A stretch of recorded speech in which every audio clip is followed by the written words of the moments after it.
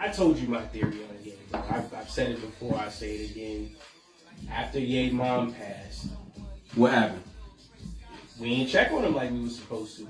We ain't check on him. Yeah, we ain't check on him like we was supposed to. Well, what album around? I think what that was that late registration when his mom passed, or was that graduation? That was after. So it would have been what album he was working on, because like Twisted Fantasy, isn't that the joint where he flew to Hawaii or whatever and locked himself in the room? Yo, hold on. Now I don't have information on that. So what's the joint with the white cover? Huh? The album with the white cover on it. The album with the white cover. 808s and Heartbreak. I think that's when his mom passed. I think so. Oh, okay. So you talking about we ain't check on him? We ain't check on him like we were supposed to. Man, everybody was tapped in. You know when I think that the great disconnect with Kanye, I think when he did that Blood on the Leaves, like he lost me right there. Nah, he cooked that. What? He cooked that. He cooked that? He cooked that. Bro. He cooked that. The meaning? Hold on. Let me qualify it. What's up, y'all? What's up? Yeah, what's up, y'all? What's going on? The meaning of the song. Okay, I mean I get the context is not good. The actual the strange fruit. Yeah. You know who the strange fruit is. Yeah, we are. Yeah, we are. Yeah. So the actual meaning behind the original song is not good. But as far as it's like some Ye sampling and putting production behind, exactly. It was, to me, I would, and this is probably gonna trigger some people, but I would say this is probably his attempt to do what Kendrick did on To Pimp a Butterfly. You tapping into your you tapping into your Kendrick library? What did Kendrick do? He is I and I am him. This guy, Slim man. with the tilted brim. Yo, Slim with the tilted brim. You know what I mean? Welcome to NEFX-LIVE. I got my guy Kendrick in the place to be, man.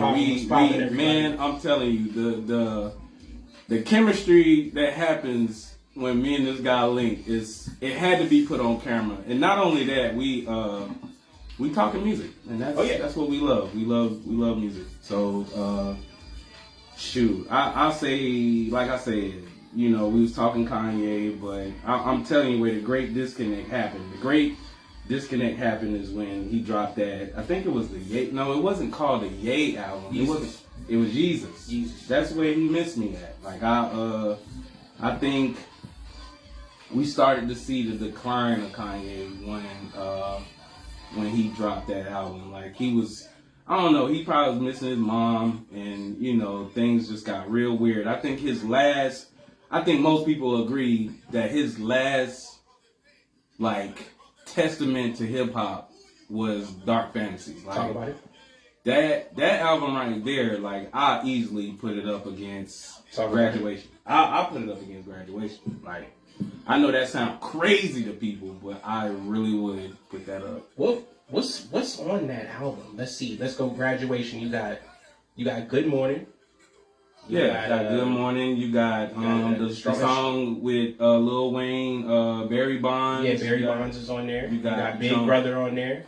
You got the joint with Most Def. Yeah, the joint with Most Def. Let me just to be. Can we 100%? Yeah, just to be 100%. Because that's a tall order to stand next to, man.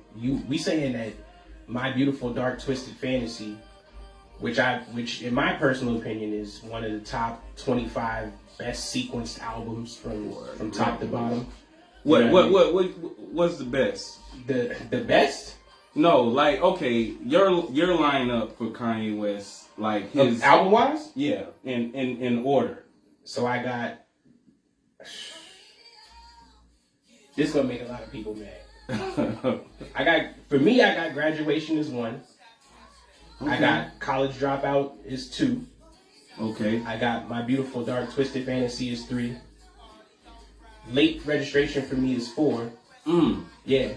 Damn. And then at 5, can I put the compilation in there? Can I put the Cruel Summer in there? Cruel Summer? Cruel Summer? If you want to. Can I put that in there? That's 808s and Heartbreaks didn't do it for me. That was too. What in the hell is going on? That was too mellow. It was too sad.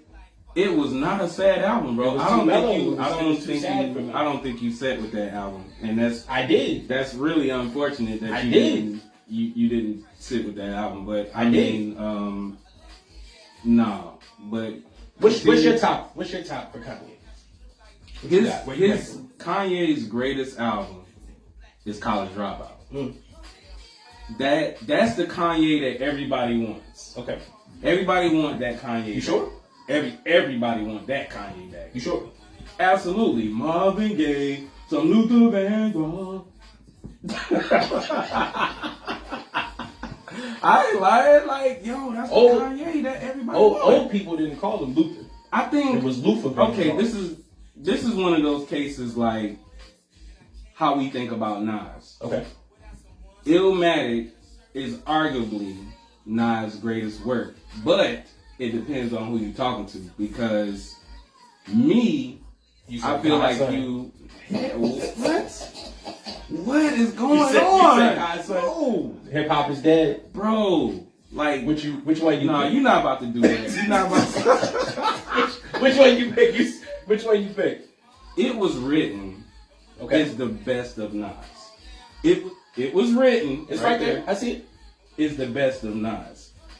Illmatic is a young, hungry Nas that had a really good solo debut album. Okay. Illmatic is a very good solo album. Like, I mean, it like jump started like a whole era, like for New York. Like New York had a sound. I feel like New York. So let's be clear. Before we go any further into that. All right. New York always had a sound. What, boom bap? Yeah, New York always had a sound. Well, it had a few. Rap is rooted in the boom bap. It had but it had it was so diverse. It was like a melting pot. It really wasn't like when you think of New York, like before Nas, like that '94 era, like it was like all over the place. You had what's the guys like Brand Nubian, you had Leaders of the New School, you had Tribe, like everybody had their own sound, so it wasn't really a New York sound yet. Like I feel like Nas kind of created like, okay, when you hear this sound, and I could be wrong, because you know you got Cool G Rap, he from Queens, but LL, you know what I'm saying? Yeah, these guys are. They were like their own entity, so they didn't even really like it wasn't a representation of New York to me. Like it was just. That's a bold statement. Look, man, I feel like Nas. That's a bold statement. I feel like Nas was the one that created the "I'm from this borough." I'm from this borough. KRS-One is another Criminal Minds. South Bronx. Right, like when Nas came out, like. He was a representation for Queens. It wasn't just for New York. Like, so I feel like he created a sound for his era. So like, hold on.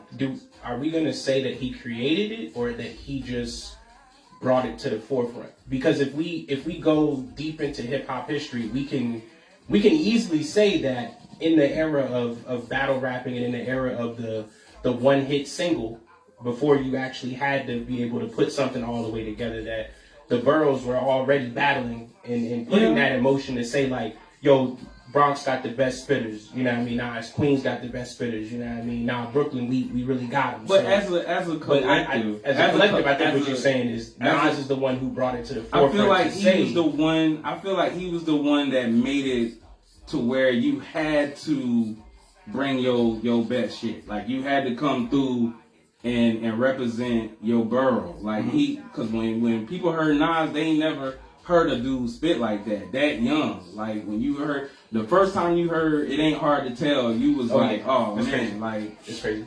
Forget about it. Like this dude he's already legendary. So and as we continue into this, I just want to say that, and I'll tell this to everybody. I'm young, so the conversations that I have with Vic, I always say, hey, I wish I was there to know what that song was doing at that time. So for me, I'm catching a secondhand account of the music. I mean, but respectfully, where would you start? Like where would you say, you started doing your due diligence to tap into hip hop, what like brought you to the genre? Like what music brought you to the genre? Okay. It wasn't Luke, was it?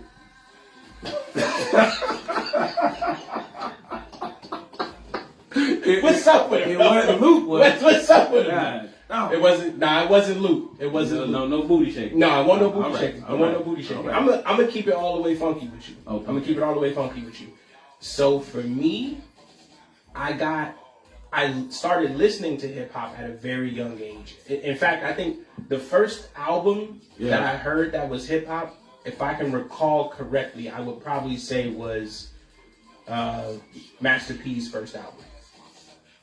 What? Not Ghetto Dope, but Ice Cream Man? I think so. Ice Cream Man. I think so. Yeah, I'm from Colorado, so like, I think that was his first studio album. My mom was He had a gang of mixtapes. Yeah, my mom was a really big Master P fan. Okay. And so that is when I first started listening to hip hop music, and then that, spiraled into, some Tupac and then some Busta Rhymes, your guy Busta Bust. But I think what really made me start doing my due diligence into listening into hip hop and actually like understanding the music, the sound behind it, the meaning, some of the nuances, the inner workings, and a lot of the history is when I got to Virginia.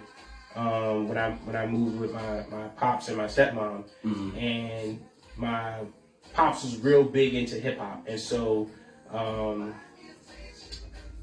the Locks, LOX, okay, LOX, and then what we doing? That album right up there, Paid in Full. Okay, Now we're talking. When I heard Paid in Full, and then when I listened to Paid in Full, and then I saw Paid in Full, I was like, yo, it's something here. You seen the correlation between the music and between the music and real life. In real life, I was about to say streets, but real life. Between the music and real life. So for me, that's when I really started paying attention to hip hop and really started going deeper into the different groups and the different founding fathers of hip hop and the pivotal figures in the culture and the community. Now that's a good foundation. Yeah, I'm still learning. That's a good foundation. I'm still learning. You're in the right place. Yeah, you in the right place because. For me, as most of the people that's gonna tune in when they come into the room, Big Soldier, they what? Big Soldier? Nah, see, Soldier Boy. See the disrespect.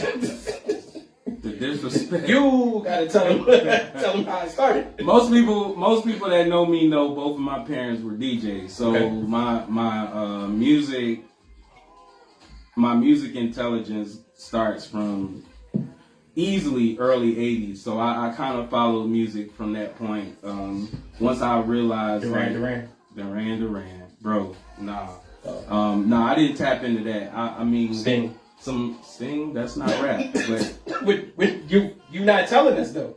So but I think the first, when I tuned in, the first video, Ice Baby.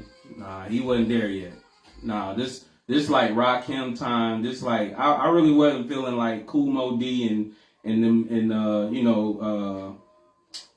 Kool Mo D, Curtis Blow. Like I mean I was listening to them. Grandmaster Flash. I was listening to them, but I don't think I really tuned in until I heard Rakim. Okay. When I heard Rakim, that's when I knew that there's something with this. Like so my dad would be digging in the crates. He'll pull out a Rakim album, and we'll listen to that. And I think the first junk that I heard that made me like, oh, rap is where it's at, is Microphone Fiend. Like, when I heard that, that's when I wanted to start rapping. But I didn't start rapping until later on. But that's kind of like what kind of like put it in my mind, that like planted that seed or whatever. Okay. But from there, man, I tuned in, bro. It really wasn't no artist that I didn't study from that point. Like, you had what's the Fat Boys, Heavy D, Slick Rick. Like, these guys were Public Enemy. They came a little later, but like Bismarck, the whole Juice Crew, Cool G Rap. Once I started hearing these, Big Daddy Kane, and look, man, I don't know where you at. Big L. Nah, I'm not a fan, bro. I know that sounds crazy. We'll table that. We gotta table that. I know that sounds crazy, but we gotta table that. Big Daddy, you can't, like, it's kind of like how it is with God and the devil. You can't have two masters. You can't serve two masters. You can't. Rakim, man. I'm gonna go with Rakim every time. Even in most people that like listen to rap, like they either gonna be on Big Daddy Kane's side or they gonna be on Rakim's side. Yeah, like that's, you gotta pick your side. Like Tupac and Biggie, like you gotta pick it. So I mean, even with them, like I already picked a side. Like let's talk about that. Can we get into that real quick? Who you really got? Who you really got? Tupac or Big? Look, man, I'm gonna be honest. I'm gonna be very honest with this. Tupac has the bigger catalog, but Biggie is the guy because this guy dropped an album in '97, and this is like kind of like, what do you call it? Post-Metheus or whatever. Like he posthumous, right? Yeah. So they pretty much put an album together. Like he probably didn't make the selection for each track, but he had most of the vocals recorded, right? So they was able to do that. Okay. This album, I put it up against any Tupac album, man. It's a double album. What? You gonna pull All Eyes on Me? That's the first one everybody goes to. You gonna pull that? Yeah, but All Eyes on Me, but yeah. Strictly for my, like it felt like it was a complete album. Even though he wasn't alive, it felt complete, bro. So I mean, when you think about the track list of Life After Death, like it's, bro, track for track, bro. You don't lose. Like you don't lose. Can we pull that track list up? Can we pull that track list up? Definitely. While we pull that up, I'll say for me, I was introduced to Tupac first, so I think my opinion. Digital Underground?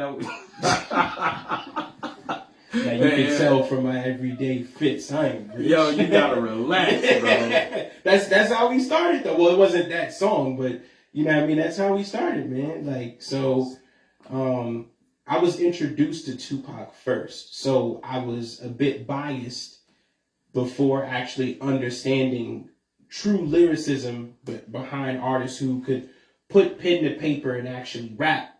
It's more than just getting on a beat and saying some words, actually putting the song together, putting substance behind it, giving it meaning, and actually having replay or listening value. You know what I mean? And not having fatigue after that. So let's go through this track list. Let's go through the track list. Let's go through the track list. And then after that, I want you to pull up All Eyes on Me. Right. We're gonna do this track for track. Track for track. We can do that. Yeah. All right. So first song you're gonna hear when you buy the Life After Death album, you're gonna hear Somebody's Gotta Die. Yeah. If I go, you gotta go. That man, that's true. This man, he was spitting, bro. Like, I mean, if you think about his first album, like it was kind of dark. It's kind of dark. It was gritty. Yeah, it was very gritty. I mean, you felt it that he probably would off himself. Like I felt like he would off himself, but I mean, nonetheless, it was a complete album. It, like if in conversation, I would definitely say Life After Death was the better album, but Ready to Die is it's a classic too. It's a classic. In its own right. Yeah, I was going to say it's a classic in its own right. It's a classic in its own right. So, follow me on this track list. Okay, so boom. You got Somebody's Gotta Die. Yeah, that's one. Hypnotize. That's a crazy. Huh? Come on. Kick in the Door. Keep going. F You Tonight with R. Kelly. I know y'all sensitive about R. Kelly. Yeah, I know. Yeah. I'm gonna segue real quick. and I'm gonna say this. Yeah, you can do that. If we cancel R. Kelly, we gotta get a lot of the music up out of there. As far as what? A lot of stuff that he wrote and produced. Bro, it gotta go too. See, your first problem is we're not canceling R. Kelly. No, we are. We are. He's been canceled. Brother, that man is not canceled. He's been canceled. He's pulling. They're not playing his music nowhere. bro, he's pulling a Michael Jackson right now. Like niggas feel like Michael Jackson really was touching little boys. Like they really feel like that. But so you could easily hear a Michael Jackson song in Target, bro. You could easily. You can't hear it. Seems like you ready because you don't know who he's talking about. you know what I mean? Why they gonna groom? Step in the name of love. Why they gonna groom? Who you loving?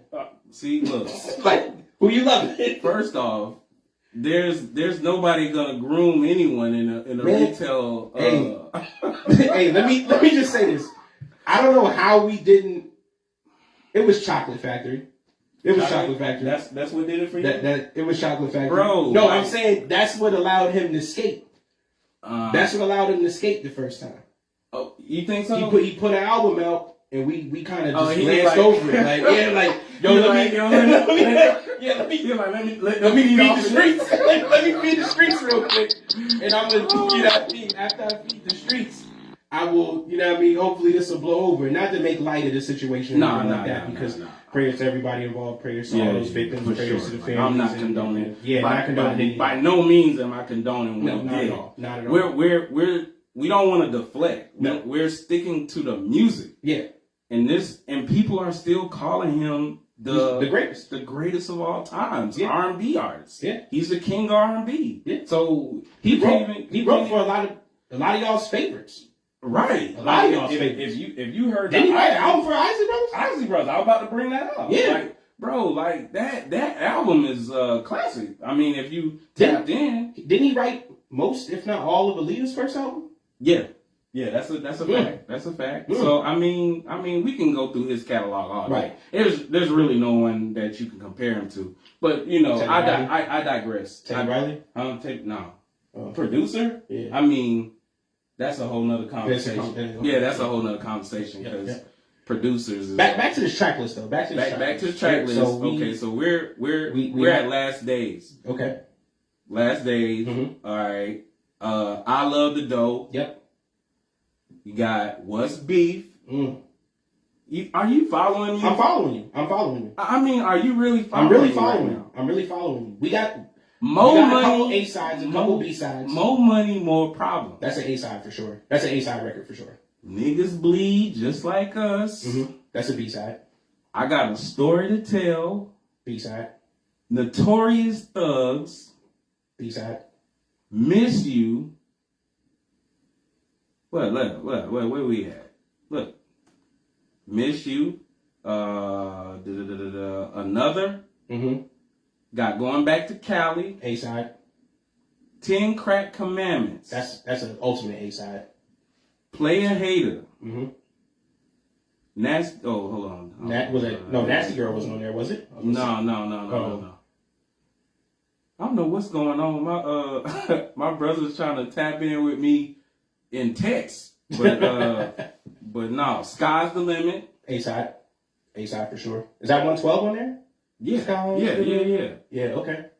What's this? The World is Filled with hoes. Mm-hmm, I think that's a Too Short, John. Mm-hmm, yeah. Long Kiss Goodnight. Mm-hmm. My Downfall. Mm-hmm. You're Nobody Till Someone Kills You. Mm-hmm. Damn. Foreshadow. Huh? Foreshadow. Right. He definitely foreshadowed his own fate, but I mean, make no mistake. That's a heavy lineup. That's a heavy This lineup is crazy. That's a heavy lineup. All right, let's hurry on. I don't want to move on from that too fast. You want to deal with this? Let's deal with this real quick. Okay, let's go. That's a heavy lineup.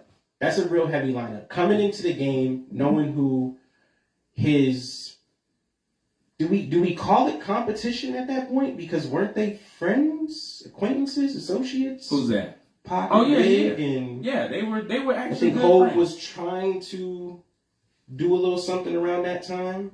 With who? With Big? Not with Big, but I think just at least immersion onto the rap scene, right? Like yeah, because Jay-Z actually came in '96, so right. Big. But he was around doing freestyles though. Yeah. Like he had a buzz in New York. Mm-hmm. You know what I'm saying? He was doing his thing, but as far as like first studio album, it didn't come out until like '96. Right. So that would have been reasonable. So you got Tupac and Biggie rocking way before we started to hear Jay. But I mean, just dealing with this album in itself, man. I mean, it's track for track. You're not skipping, bro. You're not gonna skip on this now. And me, you know, I'm like you. I was kind of biased. Mm-hmm. I was kind of biased when it came to Tupac. There's only a few songs that I feel like I would play, like probably on some random type. Now this is where I'm gonna miss you up real quick.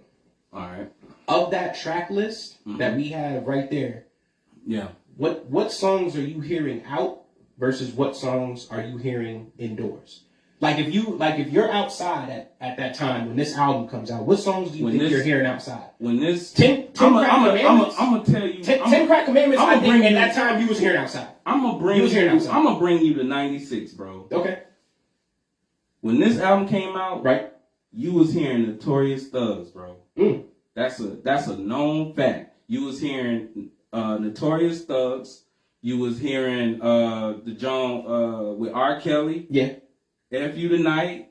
Mm-hmm. Hypnotized. Hypnotized was. If I'm not mistaken, was that the single? They was playing that. That was a single off the album. Yes, and they was playing that back to back on the radio. Mm-hmm. Like you couldn't turn the radio on and not hear Hypnotized. Mm-hmm. So you got that.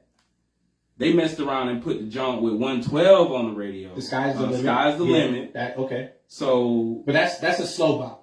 You're still hearing that outside, though. You're still hearing that outside. And occasionally, you might hear Going Back to Cali. Occasionally. Oh, for sure. It really wasn't like that. But More Money, More Problems, you was hearing that. Right. So, like, that's at least four. He's got like four. Like, I mean, we're just going to start there. Yeah. At least 4 bops. Yeah. That's on the radio. That's for sure. And that is at the time where if we talking streams back then as to what it is now. But niggas wasn't streaming back then. But that's what I'm saying. Like, I'm just equating it to listens. Right. Like, if we equating it to listens back then to what we're accounting for streams now, like those songs do numbers. Right. Those songs definitely do numbers. I'm gonna those tell songs you, chart. And that's Billboard. And don't quote me, but I think the main jump that was bumping on Tupac was No. What? Wait till we get to sell this. Wait till we get to the album list. Wait till we get there. We dealing with this. We definitely dealing with this. Wait till we get there. I'm trying to paint this picture. I'm listening. Brother, this right here, like people. Okay, just the times that this came out, bro. Right. Like this album. Well, like even Shaq was like vouching for it. Like he was saying, bro, like this is one of the greatest albums of all time. As it should. It was well put together. As it should. Like so. I mean, I'm as we go deeper into this podcast, the more episodes we do, we will. I think we probably owe it to the viewers. We owe it to the listeners to construct. We will do our best to emulate Complex and construct a top 50 or a top 100 albums. Ooh. Yeah. I'll have to sit with that. Yeah. I can do that. We'll have to at least add 1 or 2 every episode, and then at the end we'll probably do a little break. Not obviously right now, but I mean at the end of that when we get to our 50 or our 100, whichever we decide. Yeah, we'll have to sequence them. So and someone has to be number 1, and someone has to be dead last. But look. It's gonna be a lot of upset. Oh yeah! If you pick the wrong person. Oh yeah! Oh yeah! I ain't lying. It's gonna hurt a lot of people.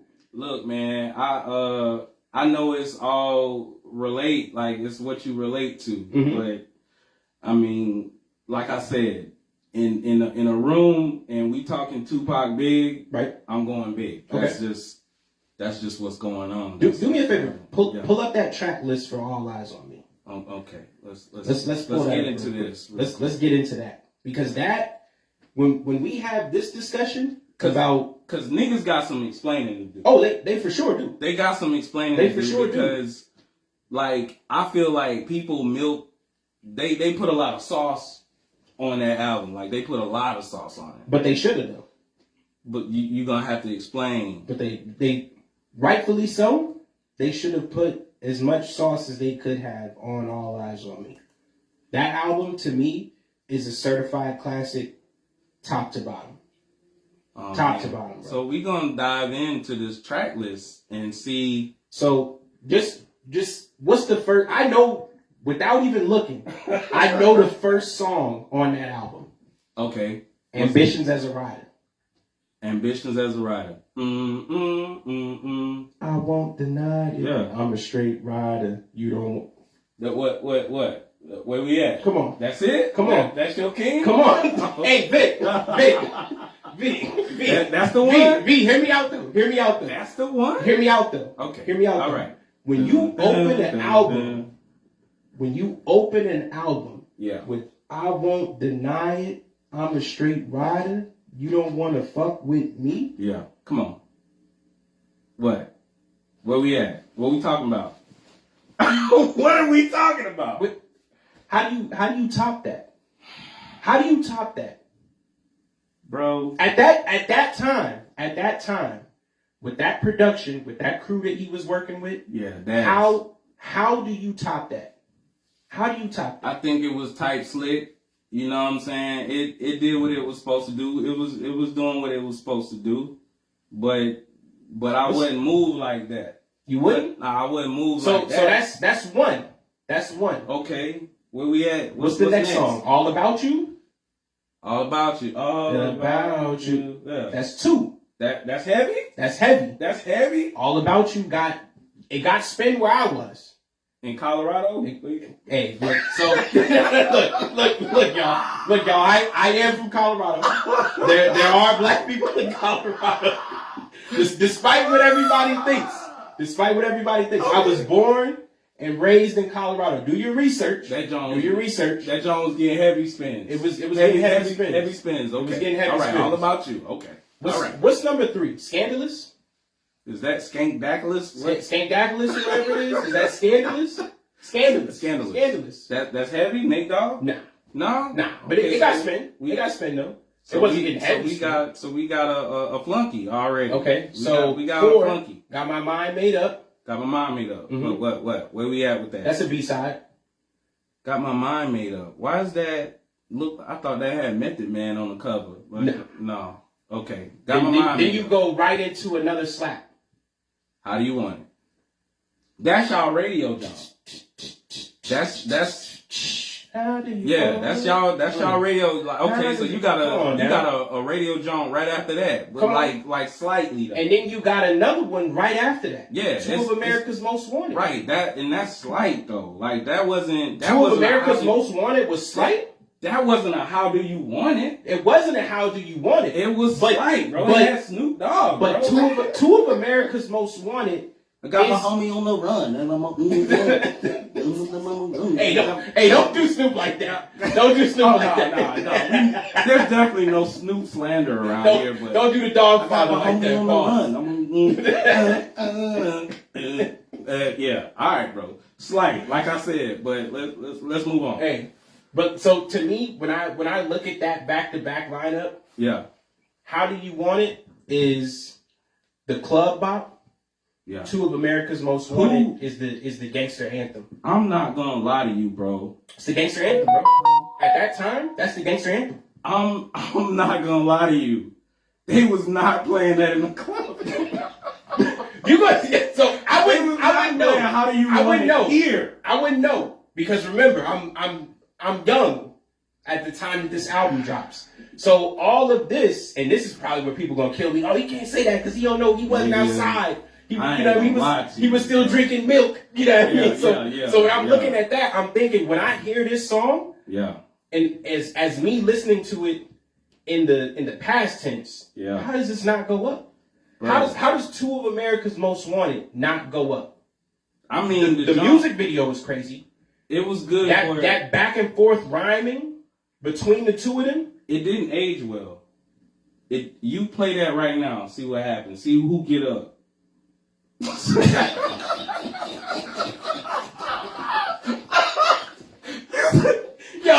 play don't do pop like that though. If y'all play Two of America's Most Wanted right now, it depends on the setting. Tell me who getting up. A lot of people. How do you want it? They might move. They might move to the dance So floor. it depends on where you play that though, because this generation now, if you were to play a big song, I bet you this generation now you could play the first maybe 10 songs off of Ready to Die, or Life After Death. Yeah, they probably out of the first 10. If we put it in a room full of 100 people right now, they probably only know 2. Who know? Oh, this young generation? Yeah, this younger generation. They probably only know 2. Yeah. Hypnotize is going to be 1 for sure. Yeah. They don't know that. They'll know that. Yeah. Okay, money, more problems. They'll probably know that. Maybe. I mean, you got Puff Daddy spinning around with the shiny suits. They might remember that. I had a shiny suit. Me too, man. Where we from, we got city trainers. You know, we had the platinum pants with the Jones, whatever. I had a shiny denim suit though. Oh, yeah, that's what I'm saying. Like the denim joint, the joint heavy. Yeah, like Carl Canal type. Yeah, that type of joint. That type of joint. I had that joint, and then I used to freak it. What's up? I see a couple of my bros in here. What's up? What's going on, y'all? I used to freak it with an Averex jacket. Hey, you got that big giant stupid big eagle on the back, you know what I mean? Dipset type. Yeah. Oh, okay. All right. Averex type. Okay. No, that's cool, bro. But like I said, man, real slight on the America's Most Wanted. I'm not gonna give you that, but I'll give you that. Let's go to the next one. No More Pain. Where we at? No, B-side. Is that heavy? For me, it's a B-side. See, you got another flunky, bro. Hearts of Men. Where we at? B-side. Life Goes On. B-side for sure. Only God Can Judge Me. B-side. Trading War Stories. B-side. California. A-side. It's A-side, though. It's A-side for sure. That's how many remixes does that song have? Like, look, I like different mixes by Dre. There's the original, then there's the remix, which is the extended version. Right. You know what I mean? I respect that track, so I'm not gonna go in on it. Okay. California Love to me, that's the epitome of what All Eyes on Me was. Like the California Love, the Ambitions of Rada, like that. Those were the draws. Like they were the draws, like draw you into that album. Right? Notice the music that we talk about on these albums that Pac has put out, the ones that we really glorify outside of, I'll probably say, Dear Mama, Brenda's Got a Baby, and, outside of those like different cuts that are really actually deep and introspective, he had some messages in a lot of these tracks. I mean, but he a Gemini. We get it. Like he talking about his mama one next, now he talking about smashing Biggie's wife. Hey, so I mean. Yeah, I mean it's balance, duality. It's duality. It's duality. Yeah, you gotta be able to. For your way. You know what I mean? Two things at once, bro. What's next, What's next? I ain't mad at you. I ain't. That's heavy. That's heavy. I like that. What's your phone number? I ain't mad at you. Y'all like that? Okay. That's heavy. What's your phone number? That's heavy. Phone number? That's heavy. That's heavy. With Danny Boy? Yeah, that's heavy. Don't. Can't you see? Can't see me. Can't see me. Yeah, that's B-side. Yeah. What's after that? Shorty wanna be a thug. That's debatable. That's debatable. Look where we at. Look where we at. But already. So when we go back and look at this though, a lot of the songs on Big was B-side.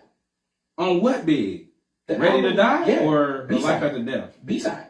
Well, I mean, Ready to Die, like... We got more A-sides. We have more A-sides right here, right now.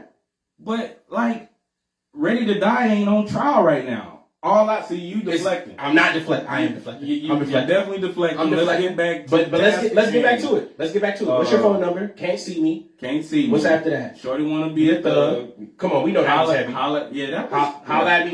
It was decent. Yeah. Wonder why they call you. Yeah. Okay. I bet you. Yeah. You wonder why they call that got spin. Yeah. I mean, not on the radio. No. Okay. Let's think about it. This is you put that on the radio at any time. Back then, now, 2 years from now, 20 years from now, it's not. It didn't age well. Nah, it didn't. I'm sorry. It didn't age well. It didn't age well. When we ride, where we at? How you feel? B-side. B-side. Okay. Thug Passion. Now that Thug Passion was heavy. It was. But it wasn't the single off the album. If you're an alcoholic, it was. What's up with him? Yeah. What's up with him, y'all? You drink. What's up with him? Thug Passion was heavy. Yeah. Then look what we get into right after that. Thug Passion. Picture me rolling. Baby. Oh. Like, see, I be knowing. Like, I ain't. Picture me rolling. Picture me rolling. In that 500 Benz. Picture me rolling heavy. Ain't no need to be come on. That's they gotta be under surveillance. That's what somebody could. Come on, man. Yeah, that's hey, heavy. anytime y'all want to see me again, rewind this track right here. Yeah. Close your eyes. Come on now. That's heavy. That's heavy. That's heavy. That's heavy. Check out time. How you feel? Come on. We gotta go. We gotta go. We gotta go. Come on now. Come on now. Yeah. Hey. In a heated and sticky situation. Wake up, baby. You ain't on vacation. Come on now. Come on now. Come on now. Oh my God. Come on now. Check out time was a go. Check out time was a go. That's it. Okay. So to me, it's a B-side for sure because it's not one of the songs that was pushing the album. Yeah, it's not. But it low key, to me, that's an A-side. Low key? Low key, that's an A-side. Right. Check Out Time is one of those songs on this album. Okay. For me personally. Okay. Rather Be Your Nigga. Where you at with that? That's a go for me. That's a go. That's a go for me. It's All Eyes on Me, of course. I bet you got it twisted. You don't know who to trust. So many play hating. Run the streets. Sound like us. Streets. You can run the streets with your Mm-hmm. How you feel about that? I can run the streets with your. Yeah. Ain't hard to find. Let's go. Heaven ain't hard to find. Yeah. Yeah. That I mean we got at least, to me, if I'm counting that, there's at least 7, 8. But off of that. Up against Life After Death. Come on, bro. Up against Life After Death. It really Two or doesn't. 3 songs. And bro, like I'm trying to be as unbiased as possible. Mm-hmm. But like track for track, dog, like Biggie was bumping. Like that Life After Death, John, like it changed the game. Like that it showed the maturity of Biggie. Like, I mean, you take Ready to Die and then you go from that to Life After Death. Like, he grew so much in like 2 years, bro. Like, so to me, you know, the Ready to Die was kind of like, he probably was like, you know, in at home writing those raps and they put them on beats. Okay. That's kind of what Ready to Die does for me. Like it sounded like some real gritty, like I'm trying to make it. Like I obviously got talent, so somebody give me some fresh beats and we gonna make an album out of this. Like I got plenty of material. Life After Death is a complete album. Like he had some of the best A&Rs, people working with him to make that John sound like it'll age good. Like Life After Death, you can play that right now. Like you can literally play that, and you can play at least 5 songs off that album in the club right now. Same thing with All Eyes on Me. So the way that you feel about All Eyes on Me, about bro, Life you After are not. Death, Hold on. Go ahead. I'm gonna let you finish. You are not playing nothing. I'm gonna let you finish. You are not playing no junk. Like in this day and age, you're not playing no songs All Eyes on Me. You're not playing. Maybe Ambitions of a Rider. Maybe that's if you like in South Carolina, like Columbia, like one of the hole in the wall clubs. Look at how the man disrespect one of the goats. Look at how he disrespects. Is it disrespect though? It is. Is it? So for me, the way that you feel about Life After Death is somewhat similar to the way that I feel about All Eyes on Me. Albeit I wasn't born or probably not. I mean, bro, I ain't gonna hold you. When did this album come out?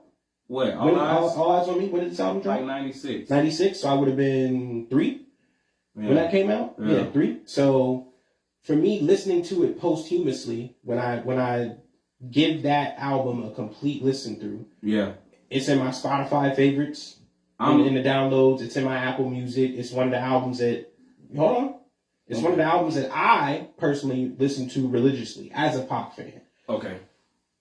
The range that Tupac shows to me on this album in the era of gangster rap is something that cannot be denied as being unprecedentedly one of the better gangster rap albums to be put out and have not only a club play value, but a replay value that speaks not only to one community, it speaks to a ton of people.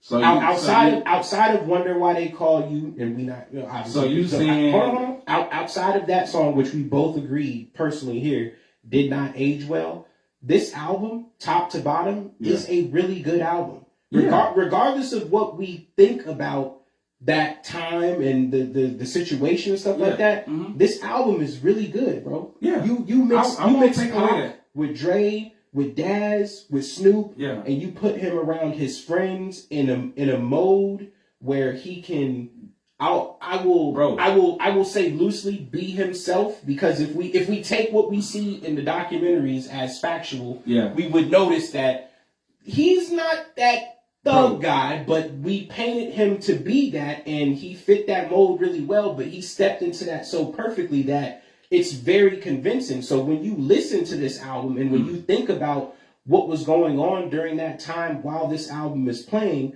you have to understand that this album, as it came out and as the track list flows, fire, dog. It's fire. You can, bro. That's true, bro. You cannot deny when you open an album with "I Won't Deny It," "I'm a Straight Rider," "You Don't Want to Fuck With Me." Hey, it's gotta be this nigga rapping, bro. This nigga rapping, and this might ruffle some feathers. Okay. All Eyes on Me is literally Tupac's best. It's his best. Can he do better than that? Like, can y'all be real with yourself? I like Better Days too.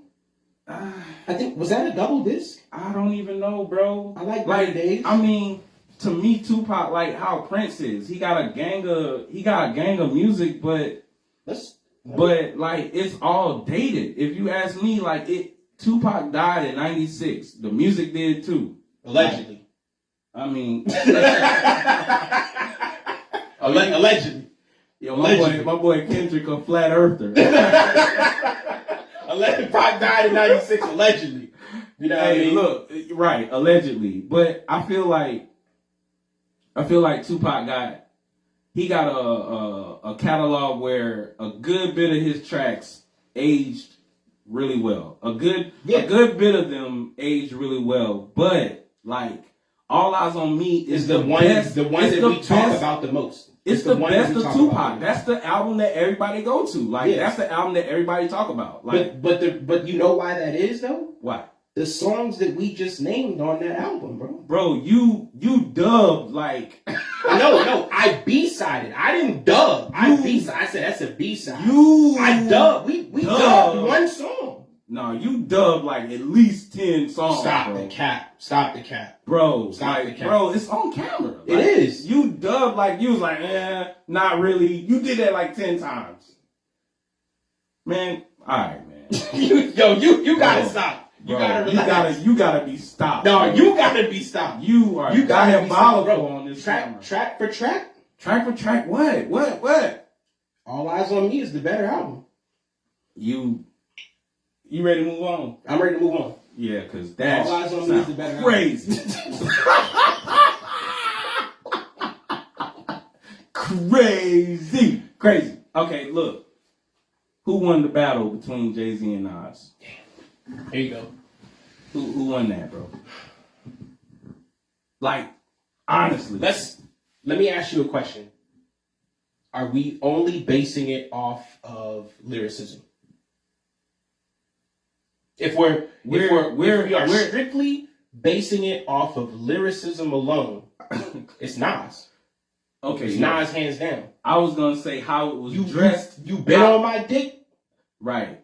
I was gonna say pause. Yeah, for sure. But how Jay-Z presented his case, I feel like I don't know. Obviously Nas was the underdog, so you know, everybody gonna be like, oh, like he's standing up to Jay-Z. You gotta vote for the underdog. Then. But Jay-Z tried to low-key pull a Tupac on him. Like he didn't just go for Nas. Like he went for Mobb Deep. He went for a few people. He did. So Takeover versus the Ether? Yeah. It's no question. It's the Ether. I mean, everybody went with Ether. I went with Ether. If we think about it though, in the terms of longevity, but I start talking about rapping, when people do diss tracks, the first thing that comes to mind, if we think that this is a really phenomenal diss track, that it makes sense, that it's like, oh, this was hot, what we say? Yo, you got Ether. No one's saying, yo, you got Takeover. Yeah. And I mean, like, let's call it what it is. We Hove fans. We Hove stands, bro. We like Hove. Pause. Yeah. You know what I mean? But like, no one's saying you got Takeover. No one.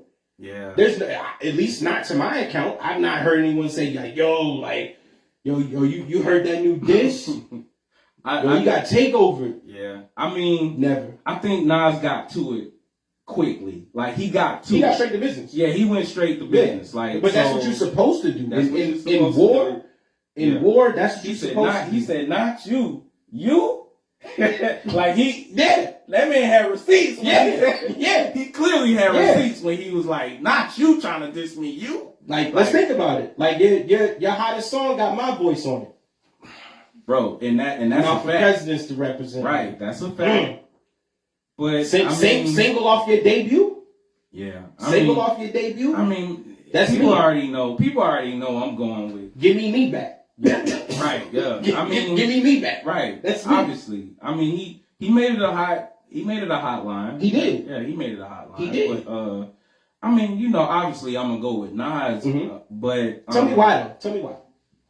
I'm gonna go with Nas because it was more about Jay-Z. Like he had more bars about Jay-Z in Ether. It wasn't about like personifying his image. Like he wasn't trying to like make it that he is successful. Like it wasn't about that. It was like he had receipts. Like, yo, you was running to my crib and I calling my crib. I ain't give you my number. Like it's like, yo, let's fact check that. Like, was he really doing that? Like, so Jay-Z didn't. Who got parents who worked for the phone company back then? We gotta. There's probably what Southern Bell. Yeah. So if anyone out there is a legacy Southern Bell employee, you got access to the mainframe. Let's see if you can pull up some records, some numbers coming from Marcy Projects, man, to Queens. Bro, I back in those days, well, not even those days because that's more recent, but I didn't really like Nas, and this is probably gonna ruffle some feathers too. Okay. Like I didn't really like Nas until I heard It Was Written. Like that's when I really like, yo, like this dude is a problem.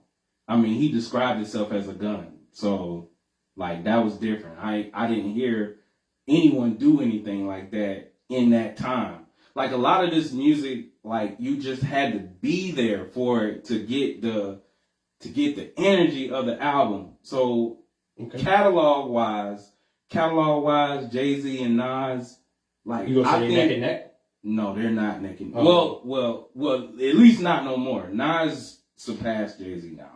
Just on the strength, the man dropped like 3 albums in a year. Like, so. That's tough. King's Disease. Yeah, the King's Disease series. He got the Magic Jones, and I mean. Shout out to Hit Boy. Yeah, so I mean, clearly Nas got the greater catalog now, but I mean. Are we willing to die on that hill, though? Are we willing to die on that hill to say that Nas has the greater catalog when we know what Hove's catalog is? Jay-Z, bro, when you break down Jay-Z's catalog, like, and this is my opinion. I know this is probably sound crazy. Let's keep let me go through. Let me the go same through. Man who finessed a million album pre-sale. Right. Well, I mean, money will do that. Platinum right out the gate. Money will do that. Okay. Let's go down the line. Reasonable Doubt, by far a classic. to me. That's right. Volume 1, I don't know. I wouldn't put it up against nothing. Okay. Volume 2, classic. Hard Knock Life? Yes, it's classic. Like it got the numbers to represent it. But I'm one of those people where I don't really go by numbers. Like I really. So we're not talking about what charted. We're not talking about how much it sold or what songs was ringing off. Like we talking about just actual like. Yeah, I'm talking about play like, value, influence. Like when you heard Volume 2 and you heard meaning. You heard that it's the Hard Knock. Like when you heard that, it was over with. So Volume 2. So I said Reasonable Doubt. Volume 2. I'm gonna go like Volume 3 was a decent album. I won't say classic. To me, yeah, Volume 3. I won't say classic. I had to listen to that. It had Big Pimpin' on it. Yeah. But I mean, other than that, no. Yeah. I can't give it a classic. No. So far we got 2 in the catalog. We got 2 in the catalog. Hold on, is Reasonable Doubt is 1, right? Reasonable Doubt, okay. Volume 2. I didn't say Volume 1. Okay. I didn't say Volume 3. Okay. I'll say Blue. The Blueprint. Blueprint 1, classic. It's my favorite. Out of Jay-Z's catalog overall, it's my favorite. So we dealing with 3 classics. I thought you said Kingdom Come was your favorite. See, you always gotta make this. I thought you said Kingdom Come was your favorite. You want to make this speed. I thought that's what you said. You want to make this? Yo, we got to start recording our interactions off camera, bro. Pause. Like off camera, like we had a conversation about Kingdom Come, and you was like, "Bro, it's up there for me. It's up there for me." Like I can't. You are not about to. I can't tell you why. Like you're not about to get on this platform and lie. Like I can't tell you why, but it's up there for me. The cap is tight. So the Red Album not up there for you? Kingdom Come not up there for you? Kingdom Come is. I don't know what life would be.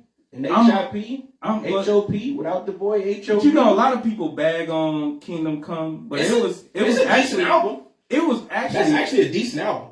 It is. It's better than Blueprint 2 to me. Blueprint 2 was a bunch of songs thrown together. It was like. Let's keep in mind. Remember that got 2 cuts. It's got 2 cuts. The Blueprint 2. What cuts? Excuse me. No, Blueprint 2 and then 2.5. Yeah. So it's got 2 cuts. Right. I mean, it don't matter the quantity. Like track for track, man, is garbage, bro. Like it's just garbage. It's not the best of Jay-Z at all. Blueprint 2 or Blueprint 3?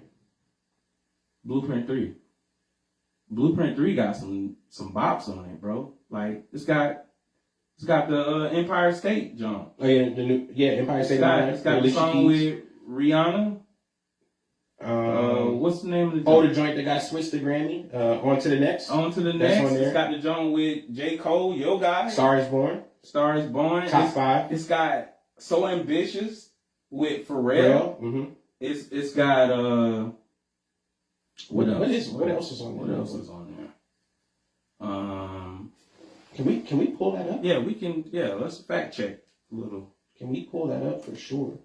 Yeah, we'll pull that up real quick. Because that's a tough album. It's not Jay-Z's best. Oh, DOA. How did we forget that? DOA is on there. Oh, yeah. Death for Auto. Run This Town. That's the joint with Rihanna that was on there that we were talking about. Yeah, so already. The joint with Drake.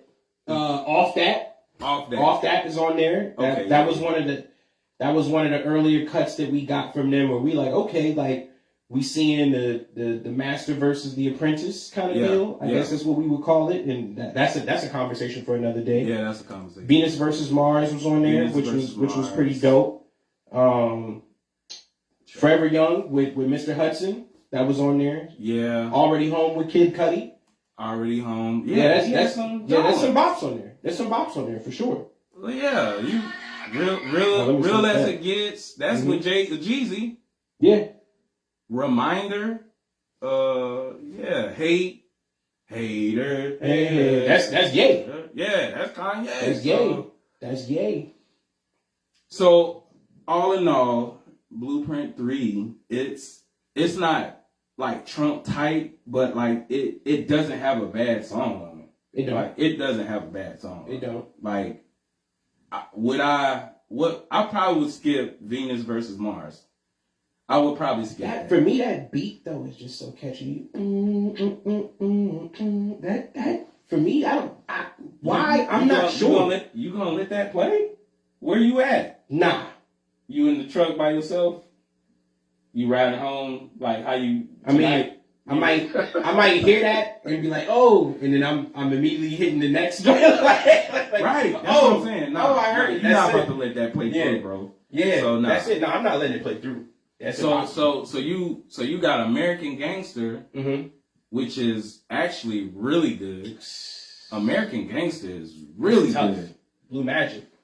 Yeah, that's a really good album. Magic. It don't really have a bad genre. It really doesn't. Nah. So that's one of Jay-Z's better albums. When we think about the longevity that Hov has put into the rap game, do we think that as he continually progressed upward in his social stature, in his monetary value, in his, I guess, quote unquote, placement in the, what's the word I'm looking for here? The Mount Rushmore of hip hop legends. Do we think that for him it became less about the music and more about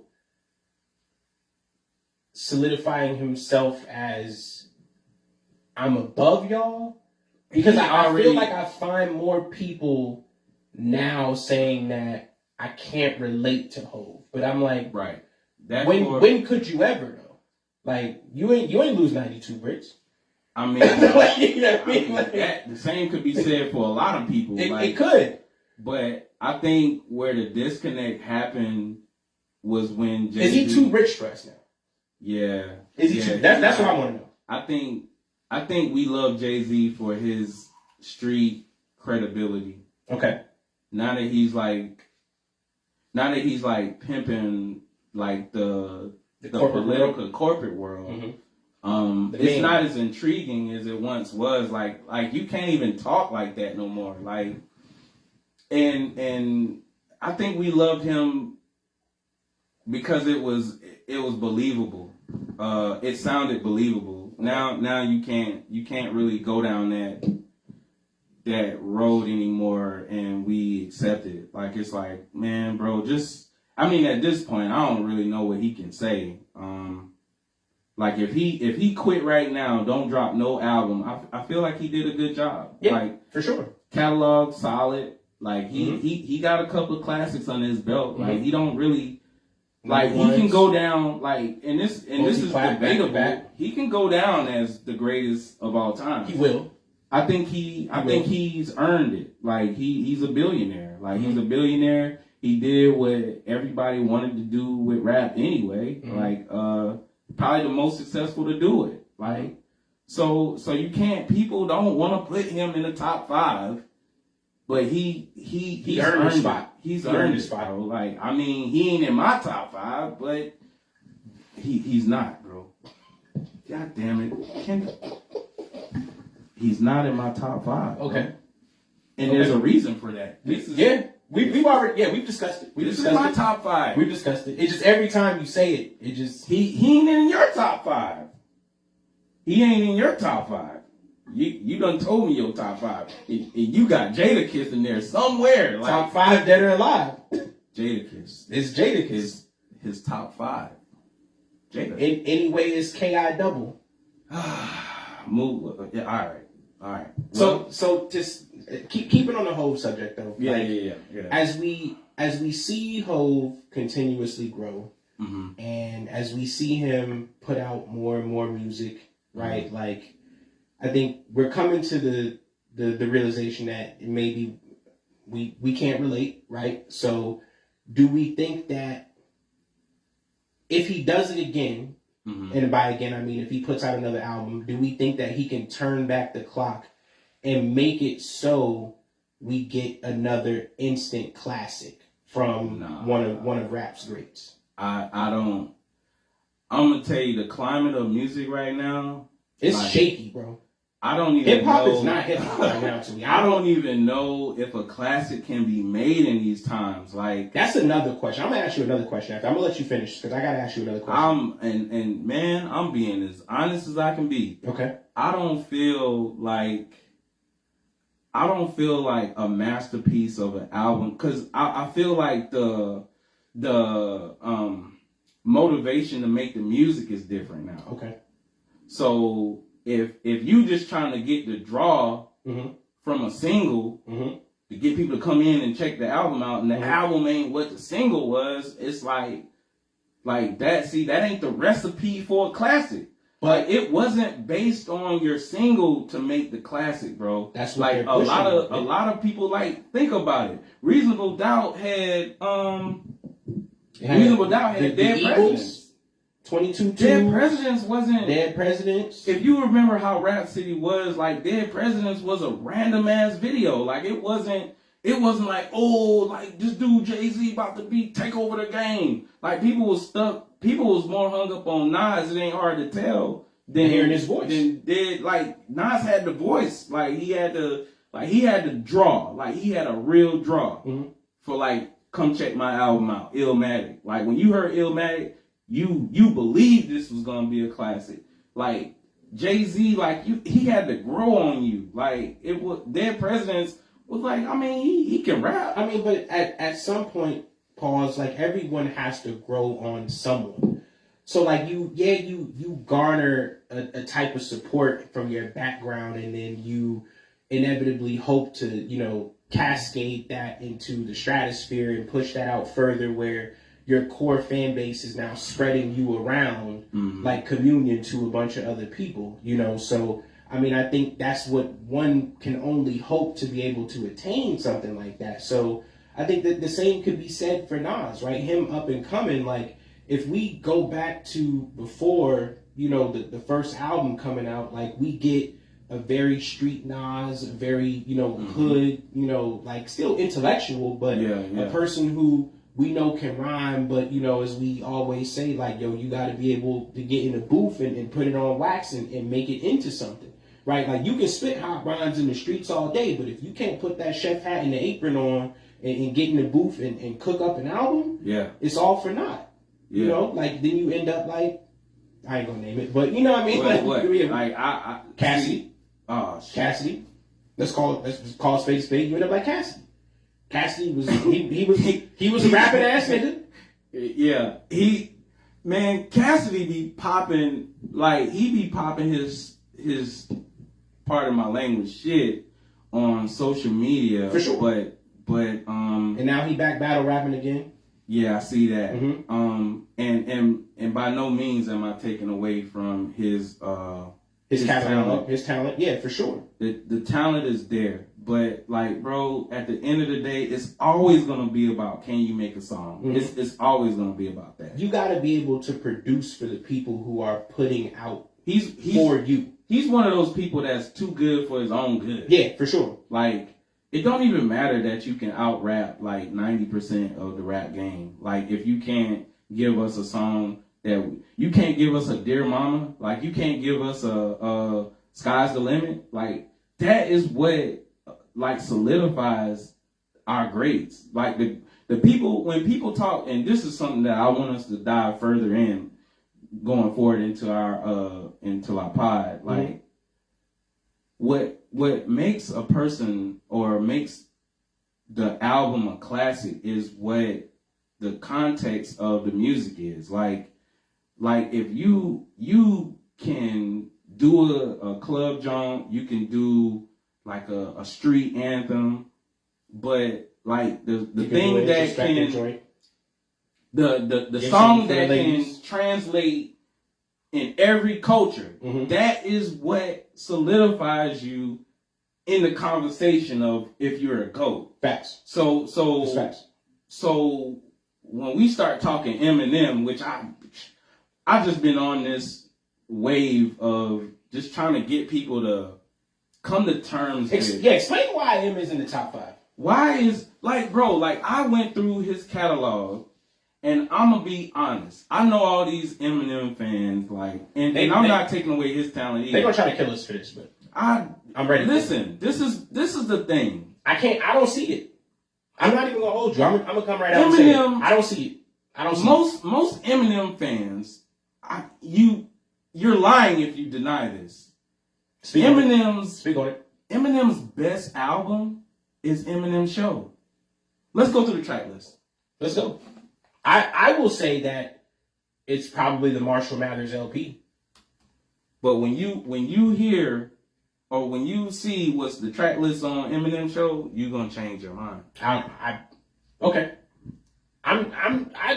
Look, I'm not here to walk it back. I'm gonna come right out and say it. For me, I think people are so infatuated with the fact that there was this white boy, no disrespect, no racism involved, that came into the game that was under the tutelage of one of hip hop's pioneers, being Dr. Dre. He got Dre and rapping over Dre beats and being with such a pivotal figure, and him saying things that we would not normally hear an artist say. And I probably won't even say not normally, but I would say very obscure and off the wall things like, hi kids, do you like violence? Do you want to see me stick 6-inch nails through each one of my eyelids? Like, we was like, who's saying that? That's crazy. Yeah. That's fire. I wasn't buying it. Or the joint where, half these critics can't stomach me, let alone stand me. Yeah. You know what I mean? Yeah. Will Smith don't have to cuss in his rap, so I do. So fuck him and fuck you too. Like, excuse my language, but like, we hearing that and we like, who really got the cojones to say that on the track? Yeah, but I mean, like, Will Smith, man. Get jiggy with it. Bro, like, and Mr. Summertime. And to be honest, man, who did M really go for? Like, he's kind of like how people feel like Mayweather is. Like people be begging Mayweather to fight certain people. Right. Like, Eminem is one of those. He's like that. Like, he don't go at big dogs' heads. Like, so a lot of the people you hear Eminem dissing, it's like, bro, like, they don't even have a classic album, bro. Like, okay. So this is the track list. Let's go. You got Cleaning Out My Closet. That's hard.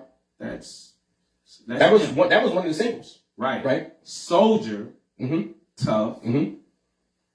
I don't really know about Haley's song. That joint like 5 minutes long. I think that was a very introspective song.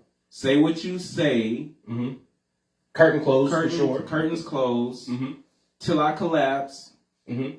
That's the Sing for the Moment. Mm-hmm.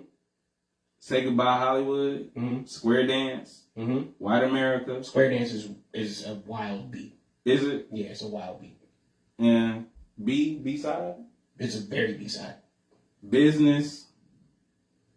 Without Me. Mm-hmm. Superman. Mm-hmm. When the Music Stops. Mm-hmm. My Dad's Gone. Now stop right there and just pull up the Marshall Mathers LP. Okay. Just we gonna go right into the Marshall Mathers LP, and I think you are going to change your mind. I know why you're going for the Marshall LP. I think you're going to change your mind. You're going for the Marshall LP because it's got Stan on it. No, I'm not. Look at that track list, bro. Okay, Stan. Public service announcement. Well, that's not a song. The intro was crazy. Kill You. Bitch, I'ma kill you. Mm-hmm. You know Stan. Mm-hmm. That stands out. But what's track number 8? Track 8, The Real Slim Shady.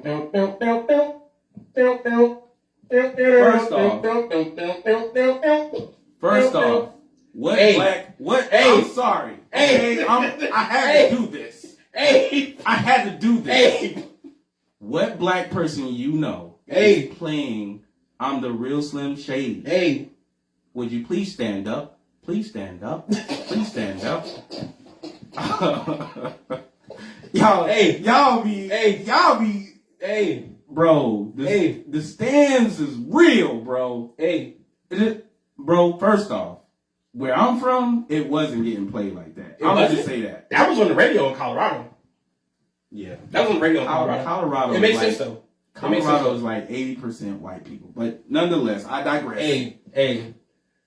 I digress. Country. Let's ride. I digress. Okay, look, this is where we at. Remember me? Real Slim Shady. Remember me. I'm back. How you feel about that? It's a B-side for sure. I'm back. Mm-hmm. They call me Slim Shady. Mm-hmm. I'm back. That's what y'all jacking that? Hold on, I didn't say me. You called on this I didn't album. say me, but I said this to me is the better album. This is how? It ain't yet. Where's the weight? Marshall Mathers? I'm just Marshall Mathers. Please?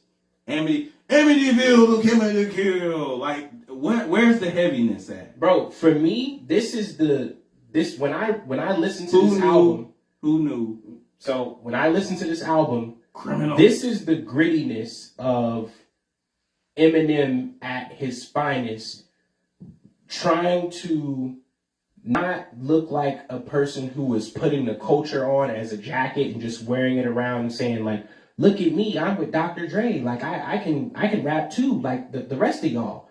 But for me, when I see this is him saying like, yo, this is me. This is who I am. This is what I'm about. This is what I'm doing. Okay. Painting a picture of his life to say like, I understand that I'm white. I know that. But I'm giving y'all the same situations that y'all are painting as African American people. He cannot relate to, but he can paint the picture to say like, yo, these are some of the things that I experienced. So for me, when I listen to the Marshall Mathers LP, I'm like, yo, this man really got deep. I mean, is it a playthrough album? It's not one that I'm playing through. Nah, you're but an Eminem fan. You gonna here you go. See, here you go. Yeah. I'm not walking it back. It's not one that I'm playing through. I will say this is not one that I'm playing through on the regular. But off of a complete listen, having listened to both of those albums, I would go to the Marshall Mathers LP before I go to Eminem Show. This is me personally. This is goofball rap, bro. Like.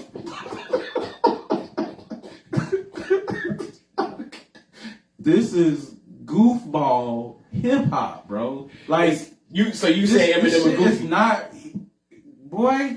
you say Eminem a goofy. The terminology was created from him, bro. Like he's a total goofball, bro. Like and it's so sad that people be jacking this. But think like this is who they believe is the greatest of all times. Like that's what I'm saying. We can go two routes with this. We can say like at some point there was a conspiracy theory where all the major record labels said, nah, somebody white gotta be in there. Nah, like, y'all got everybody from Big Daddy Kane to Jay-Z, from LL Cool J to Coogee Rap. Nah, we gotta have somebody white in there. But Vanilla Ice failed us. This is our next best shot, bro. That's what. So we can go that route, or we can go the adjacent route to say maybe he was just fucking rapping.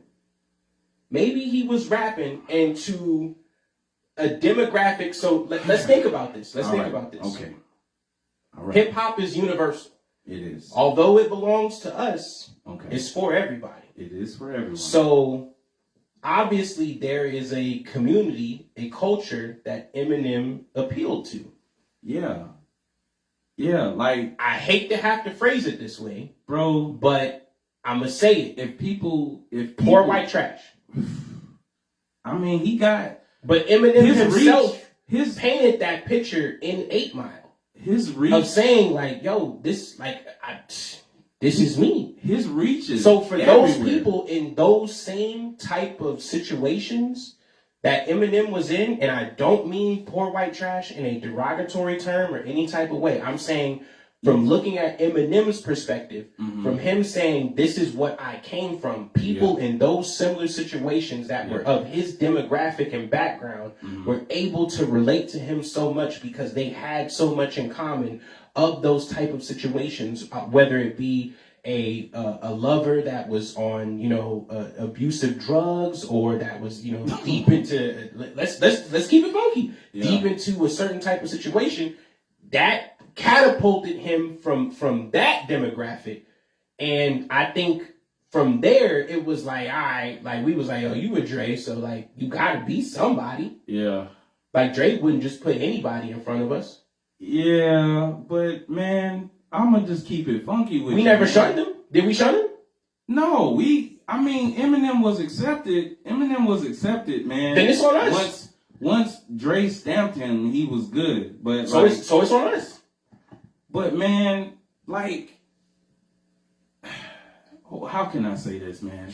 I feel like his demographic of fans, like, okay, people going off of, with Eminem, people going off of more so how many fans he has, like, in the influence that he has. But he, like, when you take it back to the essence of what rap was, like, Eminem, to me, Eminem don't really embrace the culture for where, like, the essence of it. Like, he don't really... how not? You say how not? How not? Bro, hip-hop like, started on the streets of New York. It did, bro. Like, but this goofball rap shit that he on, like, it don't...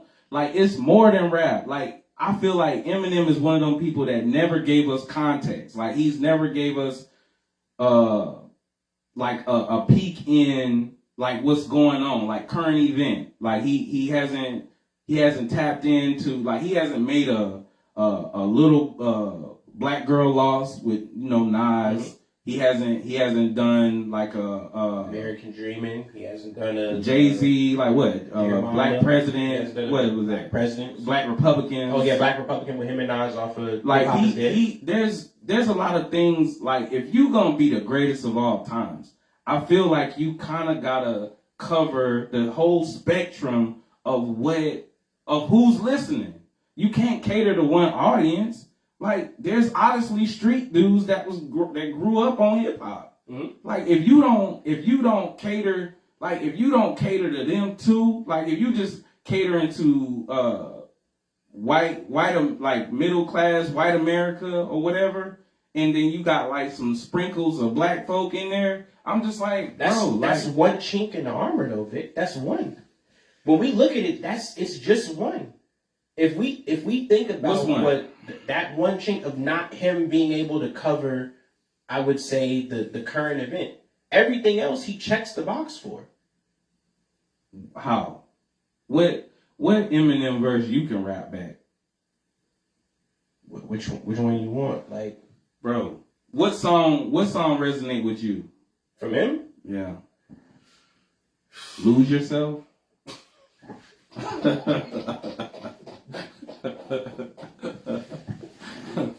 Yo, why you be throwing shots at me, bro? Why you be throwing shots at me? Yo. I know I'm the unofficial co-host, but the shots that you be the Eminem train has to be stopped, bro. Like yourself. Bro, he don't have. This pod is the only opportunity that I got, bro. Yo, the catalog. Okay, it ain't even that he white. He don't got the catalog to be the greatest of all time. Can you name 3 classic Eminems? What's the difference between me and you? What?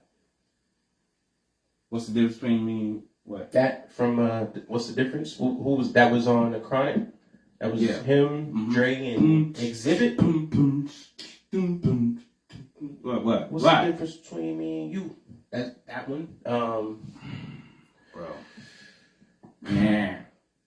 He a big man. He checks the box though. Let's think about it. If we look at he's a great lyricist. If we look at how he's definitely a great lyricist. He's a great lyricist for sure. But I'm saying, like, he's not his contribution to hip hop is painting the picture that we didn't see from his side. Okay. And that being widely accepted by us as a community to say that, oh, he can come to the barbecue. Yeah, like it's somebody that's I'm using this loosely. Somebody that's kind of going through the same shit we going through. It's somebody here that has experienced some of the same situations that have happened. I can't confirm or deny that. You did a movie in 8 Mile. I ain't never been to Detroit.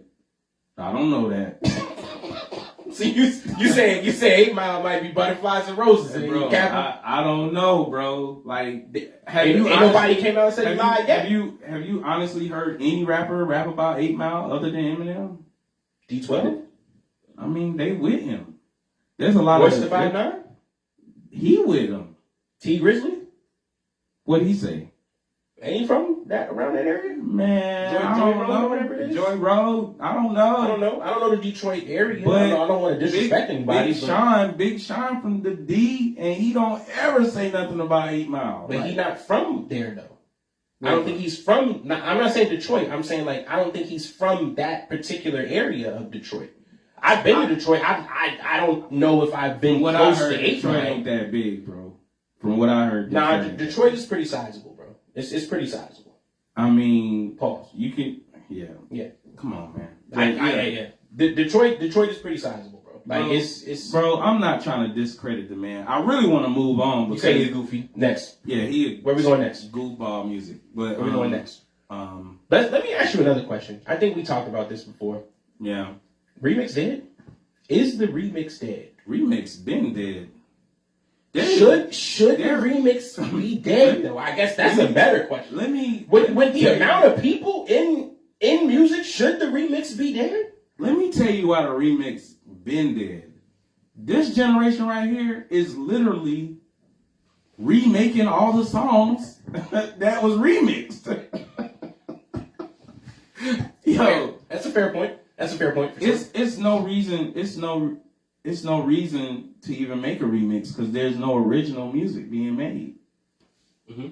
There's no reason to retrack a song. Like it's like, yo, like nobody talking about nothing anyway. So why would you even want a remix, bro? The remix was for the club. For sure.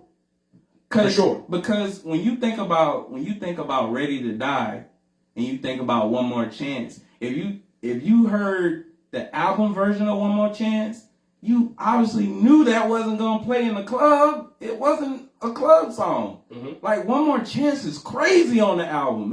It's not for the club, bro. So they had to remix it. Mm-hmm. Like, so the remix really became the original, if you want to be honest.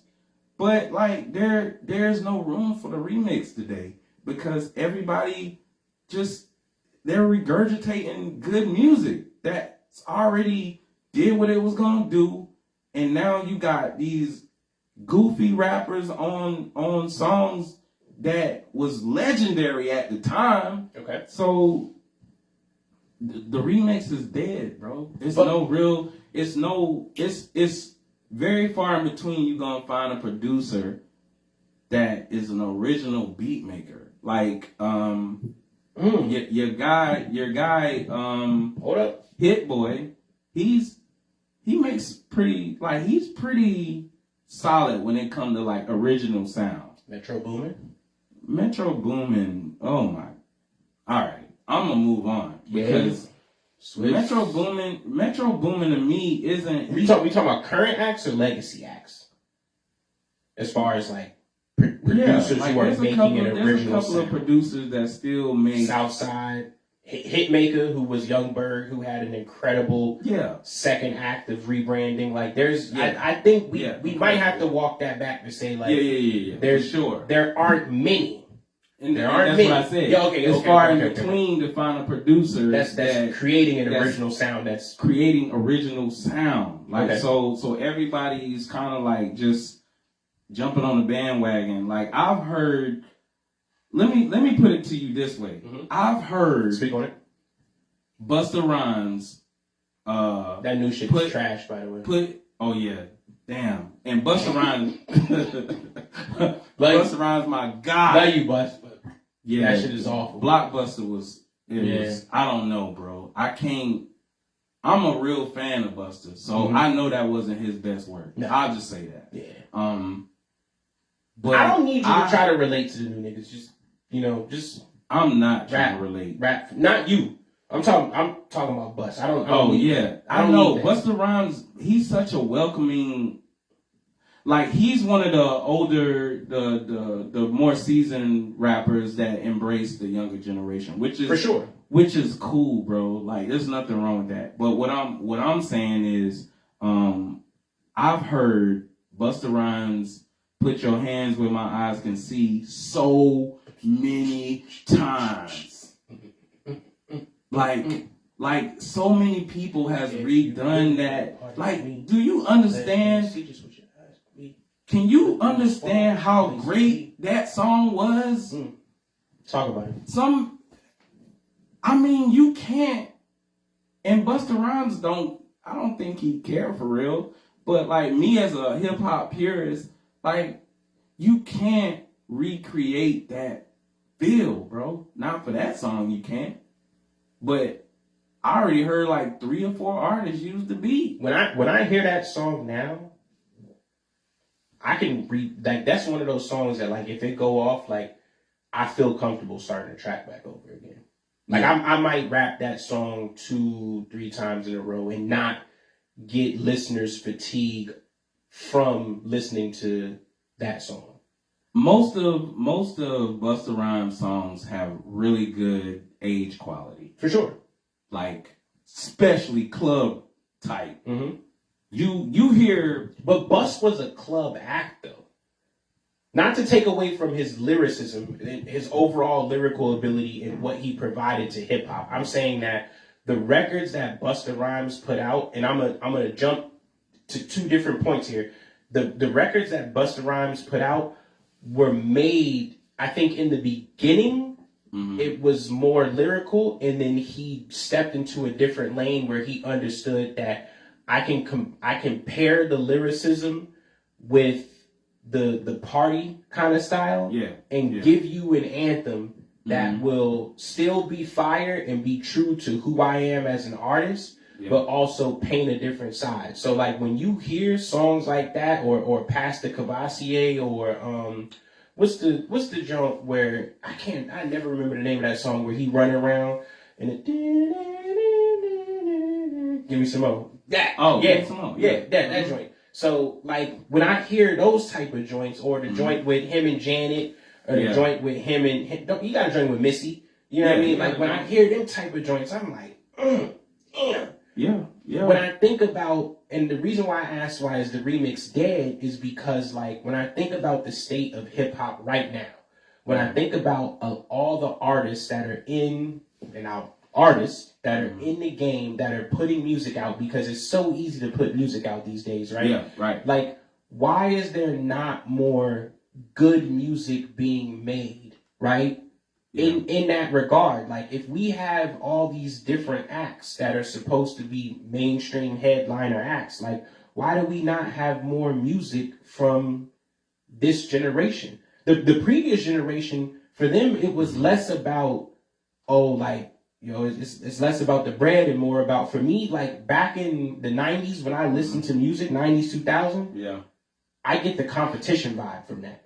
Yeah. That's what I get from it. When I hear that, I think, like, oh, it's no bad blood between these two people, but it's like, yo, you want me to rap on your track? Like, this is my track now. Times were different then. It's very different. Very different. You couldn't even sound like another artist in those days. So, and not be criticized for it. Right. Or beat up. Yeah. You know, worst case scenario. Stealing somebody's flow. Man, it was Cardinal sin. Cardinal sin. So, I mean, where we at today, and we can kind of like just go off on this. Like, this could be the last point to make, so we can, wrap it up. For sure. But where we at today, like, the motivation for the music is different. Like, people not in the club dancing. So need to bring that back, though. Everything is geared around the money grab. It's like a money grab. Like, if you got a hot single, like, that's what you shopping. You shopping that single to get people to tune in, but your album is probably an EP and it's trash. At best. It's trash. Like, and man, and I don't be trying to, like, take a squat on the young guys, man. Like, do your thing, whatever. But like I said, as a person that loves the art, I love the art. I love when people are original. I love like when they have a real contribution to bring. Like, truth be told, man, and I hate to get deep. Mm-hmm. I hate to get deep, but I have to. Culturally, music is really all we have here. Black people.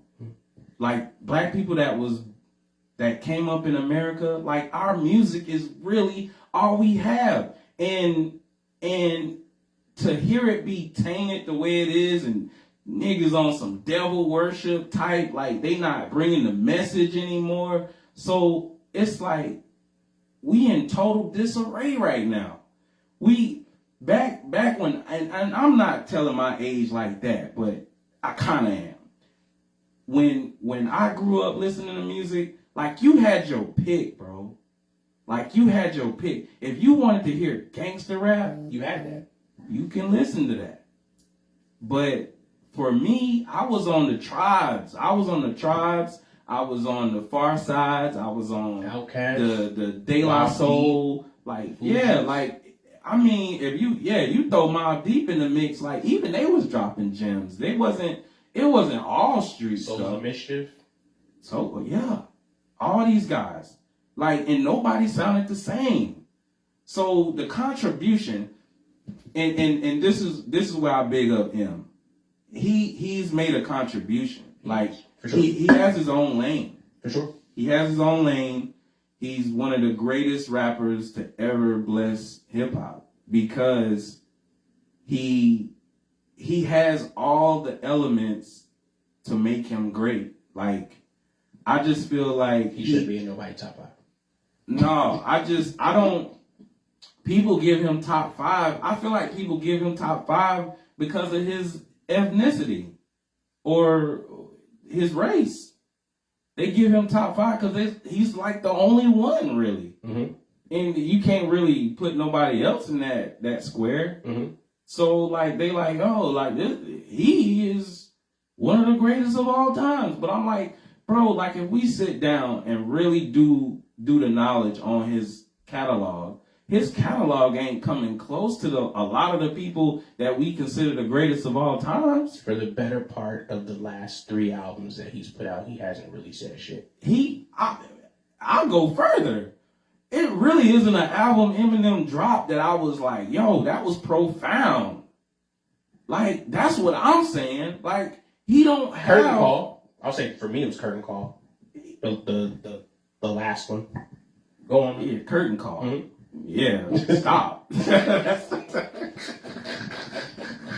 Just stop, man. Like, this is what I'll say. And then you can add your points. For sure. Or what you want to say. Sure. I'll say, just because you can rap don't mean you're the greatest, man. Mm-hmm. Like, Cassidy, okay, I'll take it here. Pat Poose can out-rap 90% of the people that y'all say is y'all greatest of all times. He can out-rap them. Yeah, Pap is crazy. Pap is crazy with the verbiage. Like, Pap hasn't lost a step. I don't feel like anybody could step in his square. Like, Pap hasn't lost a step, bro. And that's a fact. But he don't make music. He don't have the music to back up the talent. That's what I'm saying. Eminem, it can out-rap mostly everybody. He can probably out-rap mostly everybody. But the catalog, like, when you go through the catalog, if you're being honest, mm-hmm.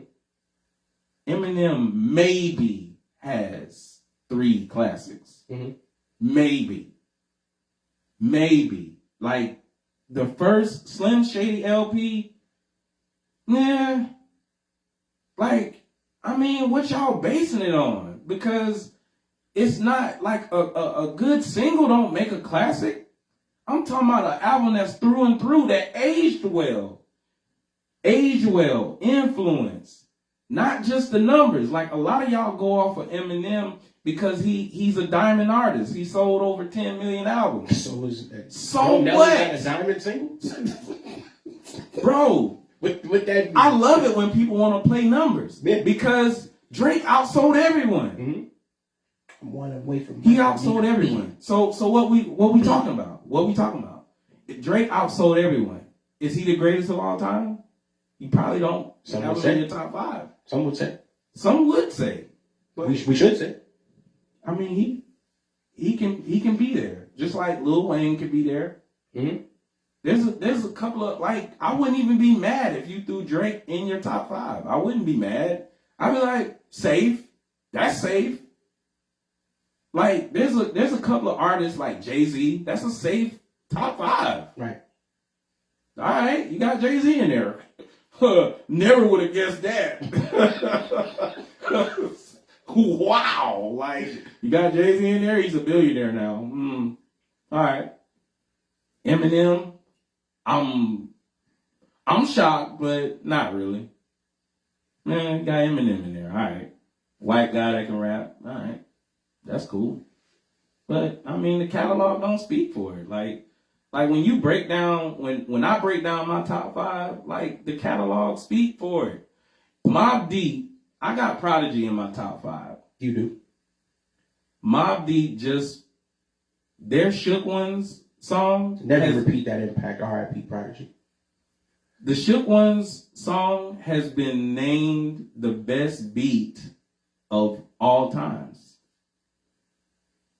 So, I mean, what we talking about? Like, it's not like anything that I vouch for, it's a reason for it. Like, these dudes made their lane. Like, they made it and they solidified. So it's like people be like, oh, I don't know how you got Prodigy. You don't know because you ain't follow the music.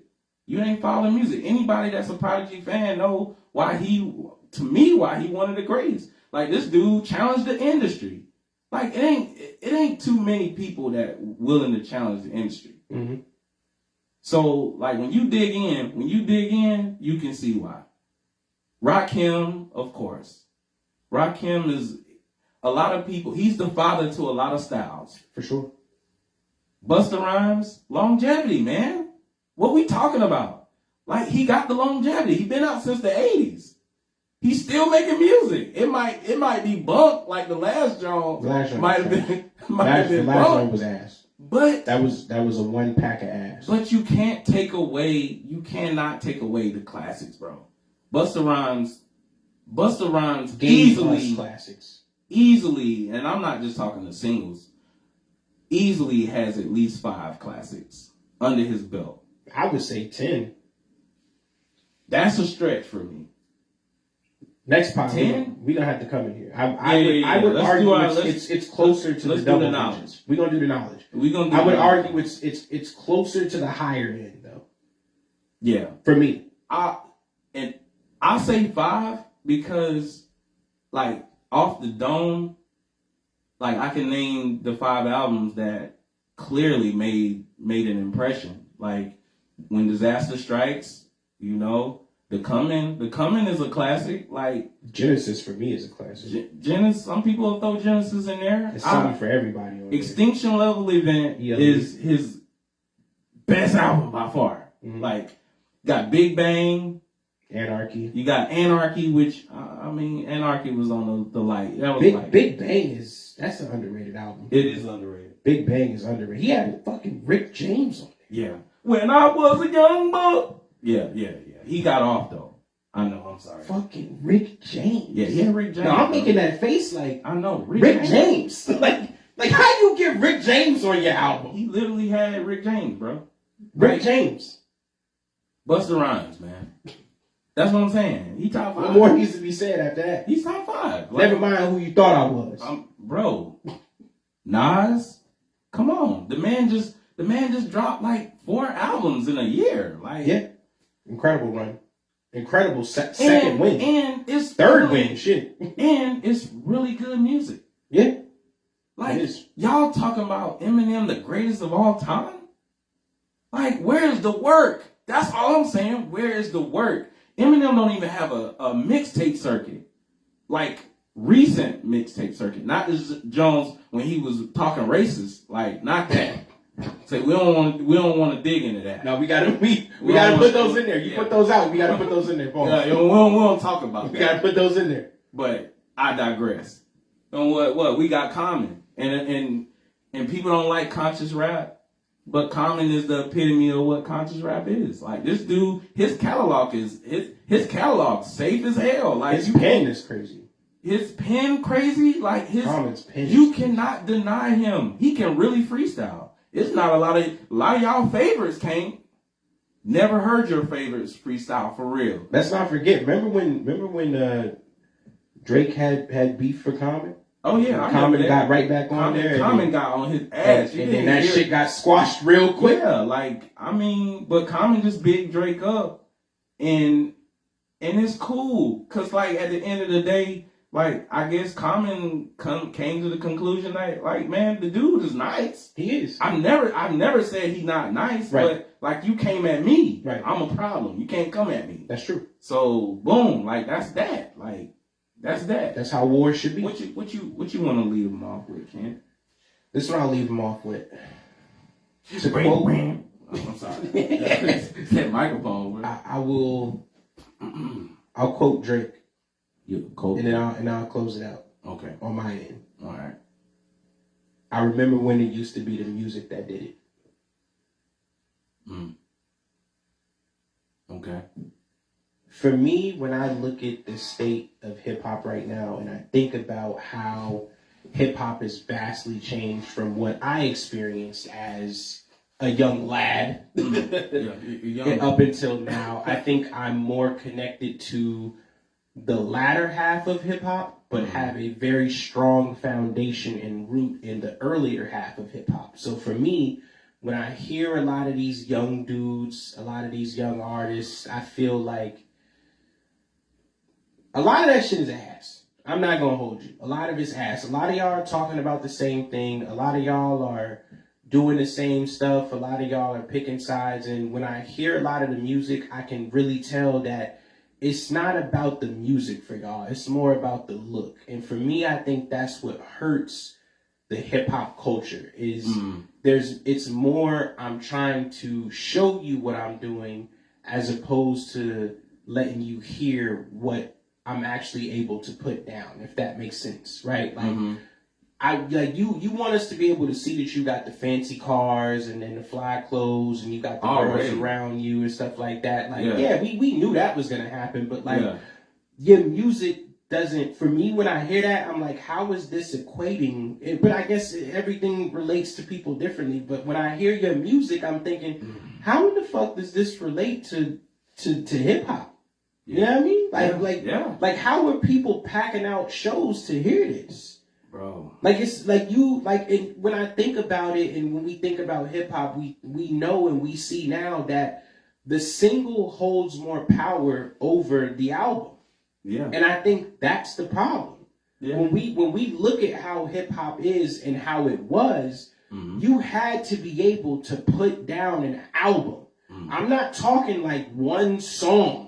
2 songs, 3 songs. You had to be able to put 4, 5, 7. I would say at minimum, you had to be able to give us 5 to 7 joints that we could discuss and have a conversation about your album to be able to put you in some type of category or pocket. And when we look at that now, that's not there.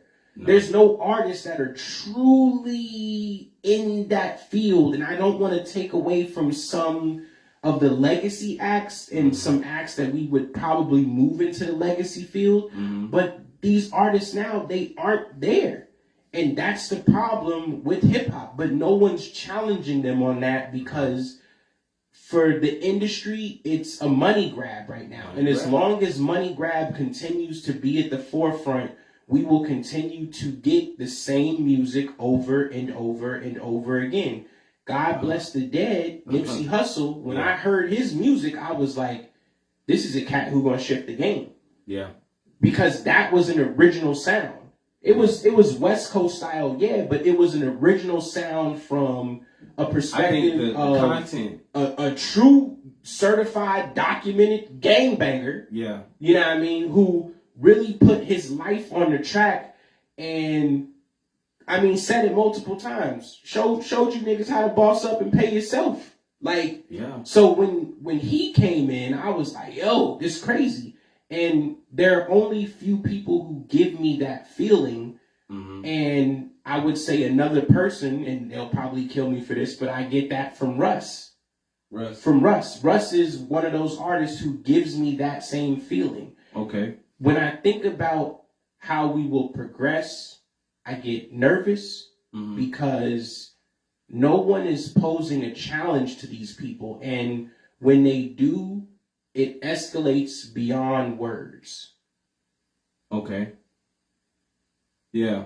So for me, when I look at it, I'm like, a culture shift needs to happen, but I think where we, as students of the game and not teachers' pets, and a lot of the legacy acts where it kind of messed up is that in the streets and also in the rankings, there was never an official passing of the torch, because who would you pass it to? Who would you pass it to? You know what I mean? Like we are hoping that we see that torch passing with Hove to Drake. I think right? Hove passed it to Drake. That's what I think. Right? Yeah, but we've yet to see that though, in my personal opinion, because when that happens, I'm expecting Hove to stop making music. Well, like we know that's probably not gonna happen, but I'm expecting him to put down the mic and say, "Yo, I've contributed all that I can to the game. It's now up to someone else." And so I thought that's what we had, but now we don't really get that, because it's like the people that you would expect to follow up don't measure up. So it makes it difficult. Bro, so I feel like we get Drake, heavy inundated with drill rap and drug music, and that's where we are. Yeah. It's very few and far between where you get the Coast Contra, the little brother that you get. I mean, Dreamville for sure, but I struggle to put TDE in there because they fumble the fucking rollout every time. Yeah. Yeah, they not really dependable right now. They not. Very talented guys, but the roster is crazy, but It's kind of like how Joe Budden and them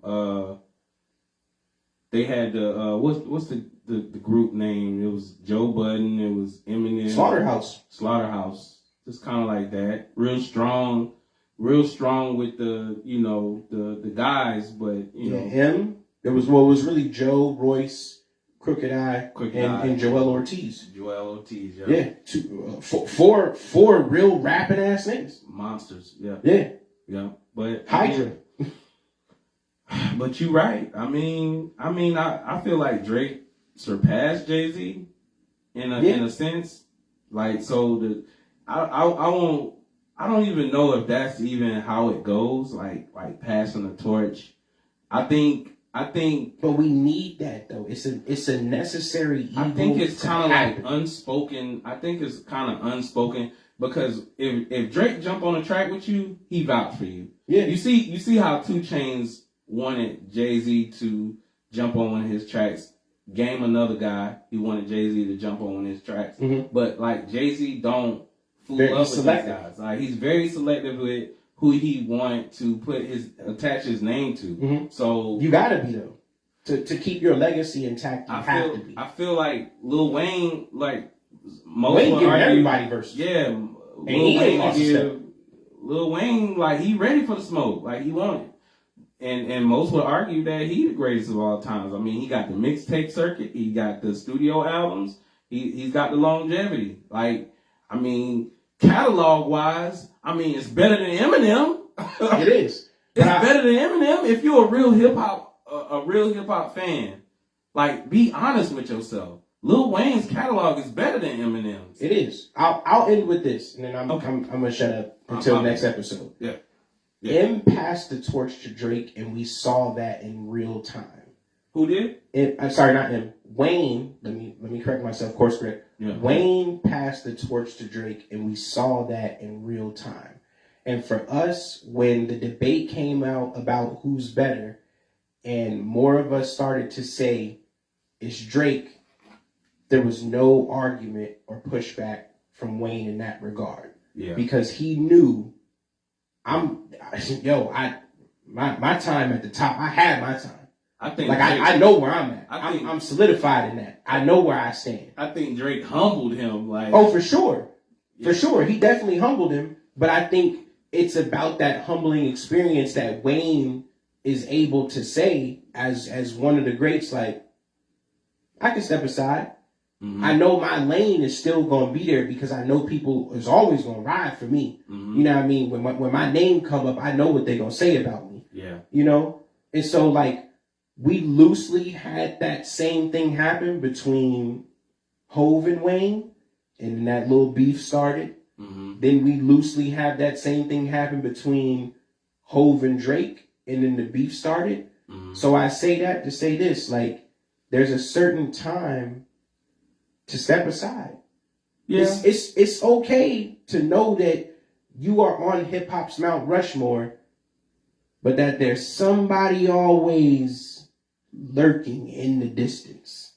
And until we have our legacy acts point to a person in the culture currently that can carry on the torch from what we would deem their perspective, we gonna keep running into the same vicious cycle of music, bro. I agree. I'll say this too, that in the genre of hip hop, passing the torch is kind of like admitting that you're washed. I wouldn't say that. It's kind of this the post pod now. This the post pod now. I wouldn't say that. I wouldn't say it's admitting that you're washed. Maybe we'll tap into that next time. But you might not understand what I mean, because like this is a game that it doesn't have to be because you're 50 years old you have to stop. So that's true. It's more of it could be a young man's game, but at the same time, like, if you still got the heat for the streets, I get that. You still can do it. I get that. You can't pass like passing the torch to an individual that may very well carry it properly is great, but if you love the art, like, you don't even have to stop. Like, you don't really have to stop. No other genre does. Like, if you look at how other genres handle their music, like country, their music don't age like ours. It don't. But they don't stop. You got people in rock who are still touring today. Yeah. Whose groups have been around since the late 80s, mid 90s, 2000s, 70s. We the only ones are still going and packing out arenas. You're right. We are the only people who will age out and act. But this is my thing. It's okay to put your jersey in the rafters. Yeah. You can still go do Jay-Z pickup. One of them ones. Jay-Z one of them ones. You can still go do pickup. What Jamal Crawford said on TNT, he said, "Yo, I'm in shape. I still give a nigga 30." Yeah. Albeit his jersey ain't up in the rafters, but he was when Jamal Crawford stepped on that court, in between them lines, you was gonna get this work. And now that he's behind the desk, he's saying, "Yo, I know what I did. I went out the same way I came in." Yeah. 50 piece, right? 50, 60 piece, one of them two. I don't watch sports. Yeah, but that's what I'm saying though. Like, when we look at it, it's just like, I'm looking at it, I'm saying, like, the legacy acts are kind of putting it in a position where the current acts are saying the only way to test this nigga will in the sport is for us to hang this nigga jersey while he's still on the court. Yeah. You still trying to put the 2-3 on, but it's up there now.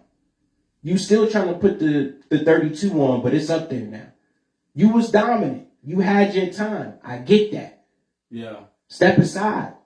No one's saying that you not him. But the conversation that comes from outside, I think, is getting to a lot of these acts, saying when someone says, "Oh, damn, such and such better," it's like, nah, I can't let that be. Why not? It's a lot of niggas that could bow out, man. Like Great they catalog is solidified. There's nothing gonna change it. I don't feel like they can put out another good album. Like Wayne, I don't feel like he got another good album in him. Jay-Z, I don't feel like do your feature run. Yeah. Go get your bag. Yeah, you can do that. You can do that, but these guys got a catalog that honestly don't squander it. Like it's good, man. Like yeah, cause that album. Then we start rating that. We start putting that in there. Pause. Did you right? Did you hear Lil Wayne's funeral album? Trash, bro. Like stop. Like. Cause now we have to take that into account of your discography, and we gotta say, yo, like it's a clear decline here. Something going on. He might have lost it, and those doubts start creeping in. Oh, he don't got it no more. People be vouching for 444, and I'm just like, I don't Hold know. Up. We'll get into that. Yeah, we'll in the next episode. Hey, look, but hey, man, I appreciate you coming, bro. Come on now. That boy came. My guy, I appreciate you having me. NEFX-LIVE. We doing it the real way. The real way. The real way. We doing it live. We talk about it. Yeah, man. So we talk about it, we be about it. Stay tuned to the next episode. It's gonna be right, man. We gonna have this thing all together. Like we going in. We gonna have one particular thing we wanna cover. Oh, for sure. And we gonna spend that time with that. Yeah. Yeah, we'll give the people what they want. We definitely going. Dang, I appreciate it. We will go into the topic in depth. We won't graze over it, and I think we owe it to y'all to not lose our objectivity, but to be controversial on topics where we can spark healthy discussion and debates in the comment section. Outside of that, and where people come back to tune in and tell us like, yo. Yeah, I'm almost 100% sure that people agree with what was said tonight. Like I feel like it. Yeah, like I mean, I challenge anybody to damn bring me Eminem's catalog and put it up against some of our greats. Yeah, I challenge anybody to do that. But nonetheless, I that's a sore spot for me. There's a sore, but nonetheless, we out, man. NEFX-LIVE. NEFX-LIVE. Let's get it. I rock with that.